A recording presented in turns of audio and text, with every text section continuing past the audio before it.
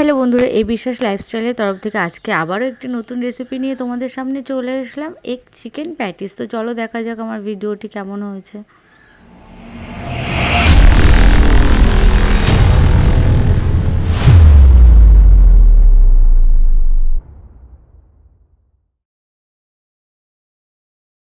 Chicken patties করার জন্য আমি প্রথমে নিয়েছি ময়দার মধ্যে পরিমাণ মতন লবণ আর পরিমাণ মতন সাদা তেল দিয়ে ময়দাটাকে ভালো করে মাখিয়ে নিয়েছি। লবণ আর তেলের সাথে সুন্দর করে মিক্সড করে মাখিয়ে নেবো। দেখো মাখানো হয়ে গেছে। এবার এর মধ্যে আমি দিয়ে দেবো পরিমাণ মতন জল।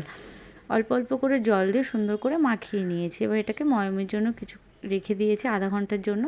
তারপরে ছোট্ট ছোট্ট লেচি করে নিয়েছি। লেচি করা হয়ে গেছে। এবার আমি নিয়ে নিয়েছি চিকেনটাকে আমি ধুয়ে রেডি করে রেখেছিলাম। কড়াইতে গরম জল বসিয়ে দিয়েছি, জলটা ফুটে গেছে। এবার এর মধ্যে আমি চিকেনের টুকরোগুলোকে দিয়ে সেদ্ধ করে নিচ্ছি ভালো করে। আর এদিকে নিয়েছি পেঁয়াজ কুচি, লঙ্কা কুচি, আদা রসুন গ্রেট করে নিয়েছি। আর এখানে নিয়েছি পরিমাণ মতন লবণ, পরিমাণ মতন হলুদ, জিরের গুঁড়ো, ধনের গুঁড়ো, গরম মশলা। সেদ্ধ করা চিকেনটাকে ম্যাশ করে নিয়েছি। কড়াইতে তেল দিয়ে দিয়েছি। তেলটা গরম হয়ে যাওয়ার পর এর মধ্যে আমি আদা রসুন পেঁয়াজ কাঁচা লঙ্কাটাকে দিয়ে ভালো করে ভেজে নিচ্ছি। তারপরে ম্যাশ করে রাখা চিকেনটাকে দিয়েও ভালো করে ভেজে নিচ্ছি। এবার এর মধ্যে আমি দিয়ে দেবো হালকা একটু তেলটা গরম হয়ে যাওয়ার পর এর মধ্যে আমি দিয়ে দেবো ডিমটাকে ফাটিয়ে দিয়ে দিচ্ছি। এবার মধ্যে আমি লবণ দিয়ে ডিমটাকে এই চিকেনের সাথে পুরো মিশিয়ে নেব, ভালো করে মিশিয়ে নেব। দেখো এবার এর মধ্যে আমি দিয়ে দেবো যে মশলাটা নিয়েছিলাম, সেই মশলাগুলোকে দিয়ে ভালো করে মিশিয়ে নিয়েছি। তারপর আমি এক এক করে দিয়ে দেবো 1 চামচ সয়া সস, 1 চামচ রেড চিলি সস, এক চামচ গ্রিন চিলি সস আর 2 চামচ টমেটো সস দিয়ে এবার এটাকে আমি ভালো করে কষিয়ে তারপরে নামিয়ে নেব। এই দেখো টমেটো সসটা একটু বেশি পরিমাণে দেবে। এবার লেচিগুলো রেডি হয়ে গেছে, দেখিয়ে নিয়েছি। এবার আমি এখানে একটা ময়দার ব্যাটার তৈরি করব। ময়দাটার মধ্যে হালকা জল দিয়ে একটি ব্যাটার তৈরি করে রেখে দেবো। ব্যাটারটি আমার লাগবে। তো ভাবছো এখন কিসের জন্য লাগবে, তো দেখো ভিডিওটি একটু বড় ভিডিও, তো দেখে নাও কি করবো এই ব্যাটারটি দিয়ে আমি। এবার আমি যে লেচিগুলো করে রেখেছিলাম ছোটো ছোটো, সেটাকে ভালো করে বেলে নেবো, খুব পাতলা করে বেলবো। ওপরে একটু ময়দা ছিটিয়ে ভালো করে পাতলা করে বেলে নেব। 8 থেকে 10টা গোল্লাকে এরকম রুটির সাইজ করে বেলে আমি রেখে দেবো। আমার এই রেসিপিটি যদি তোমাদের ভালো লেগে থাকে তবে আমাদের চ্যানেলটিকে একটি সাবস্ক্রাইব করে পাশে থাকা বেল আইকনটি ক্লিক করে দেবে, তাহলে আমাদের নতুন নতুন ভিডিও তোমরা সবার প্রথমে পেয়ে যাবে বন্ধুরা। তো দেখো আমি বেলে নিচ্ছি এইভাবে এক এক করে, খুব পাতলা পাতলা করে বেলে নিচ্ছি। বেলা হয়ে গেছে। এবার একটা রুটির ওপরে আমি ঘি মাখিয়ে নিচ্ছি। তোমরা চাইলে এখানে বাটার ইউজ করতে পারো, বাট আমার কাছে বাটার ছিল না বলে আমি ঘি দিয়ে দিচ্ছি। ঘি বাটার দুটো দিয়েই ভালো লাগবে খেতে, তারপর ভেবো না যে ঘি দিয়ে ভালো লাগবে না বাটার দিয়ে ভালো লাগবে, দুটোতেই ভালো লাগবে খেতে। ঘি দেওয়া হয়ে গেলে এর ওপর থেকে হালকা করে আবার একটু ময়দা ছিটিয়ে দেবে, দিয়ে আবার আরেকটা রুটিকে এর ওপরে দিয়ে দেবে। এইভাবে যে 10টা রুটি করেছিলে প্রত্যেকটাতে ঘি দিয়ে ময়দা দিয়ে ওপর থেকে ছিটিয়ে এটাকে রেডি করে নিয়ে তারপরে রোল করে নেবে।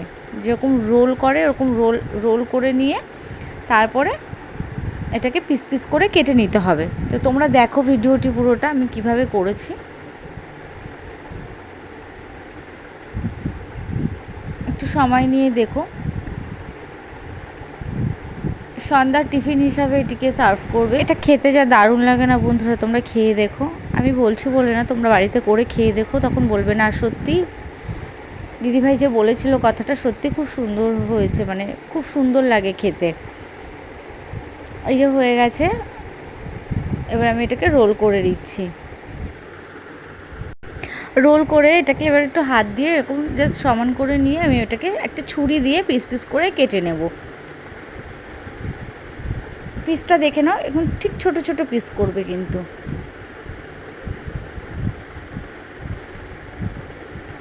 কোথাও স্কিপ না করে ভিডিওটি পুরো দেখবে, না হলে এটা ওটা মিস চলে গেলে তখন বলবে দিদিভাই তোমার মতন তো সুন্দর হয়নি, তুমি ভুল কথা বলেছিলে যে না খেতে ভালো হয়নি। না বন্ধুরা, সত্যি খেতে খুবই সুন্দর লাগে।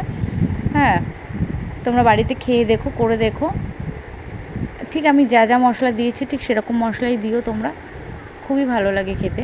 পিস করা হয়ে গেছে। এবার এটাকে আমি একটা থালায় তুলে নিচ্ছি। এবার এটাকে আমি আবার গোল করে নিয়ে বেলে নেব পাতলা করে।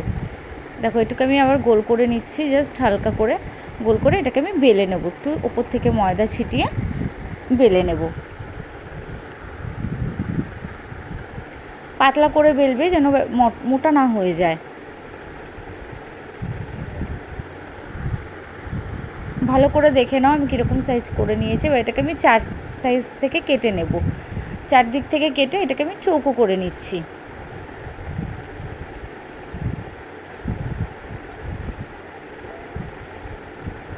কেটে এটাকে আমি চৌকো করে নিয়ে এবার ভেতরে আমি যে পুরটা তৈরি করেছিলাম সেই পুরটাকে দিয়ে দেব।